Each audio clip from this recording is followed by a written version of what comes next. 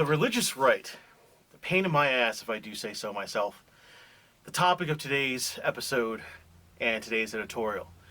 Now, I thought to myself maybe I shouldn't go into this because it is religious based and could always go into a long-winded conversation.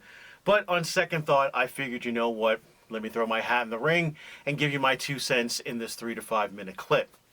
So the religious right has a lot to say all the time about everything.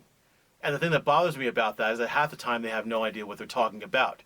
It's all based on innuendo and urban legends and things that someone told them way back in the by and by. Oh yeah, and then the Bible, which some white king translated, had his translators translate, and then he modified it to fit his agenda, and that's the book that they go by. But that's a whole nother topic, and we can go on for hours about that. But let's talk about the religious right, because apparently 43% of them voted for Trump. That's a problem. That's a huge problem that the United States has to overcome, because they, unfortunately, are the proponents of the negativity and the racism and the upkeepers of systemic racism throughout history. Christianity has done nothing good for humanity. Since back during the Crusades, Christianity has been responsible for some of the most horrific events in human history. Genocides, murders, rapes, pillaging, destruction, pure destruction. All because of an ideal.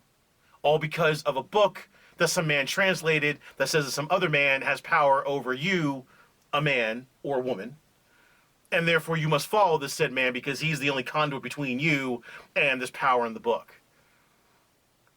Bring it to 20th century, we've had Christianity play way too much power and way too much role when it comes into politics, which is supposed to be separate, the separation of church and state.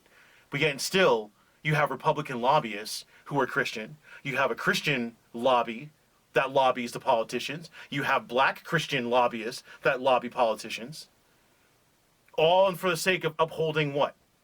An ideal, a thought? So let's delve into some of these ideals and thoughts.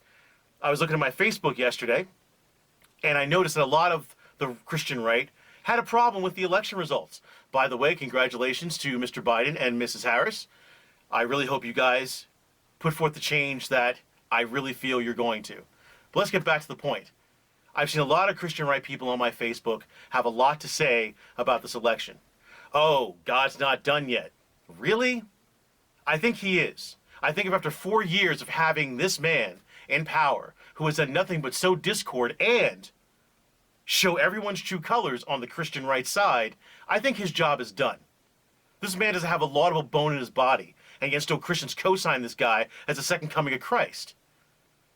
This man continually and repeatedly has shown no empathy, no caring, no consideration whatsoever for any other human being but himself. Not even for his fellow constituents. They have to make excuses for him. This man is a one-man destruction. And the Christian right love him. They love him because he encourages hate. He encourages bigotry. He encourages racism based upon nothing.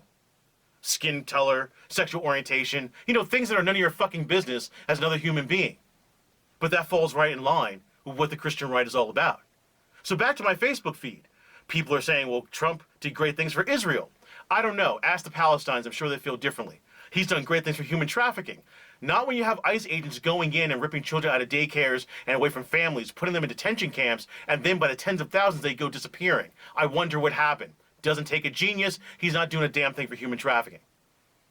He hasn't done anything for anybody but himself. And yet still 43 to 45% of Americans have chosen to side with this guy. That's a big hurdle that the new administration is going to have to overcome. But the Christian right really needs to get his act together, because you can't play both sides of the fence, and your hypocrisy is going to come back to bite you in the ass. You can't be pro-life when it's cute, and then when it comes to people being teenagers and young adults and full adults with mental health issues and addictions, their lives don't matter. You're as bad as a person going to the SPCA and returning a pet because it's not a puppy anymore. You're no different. The Christian right needs his ass kicked.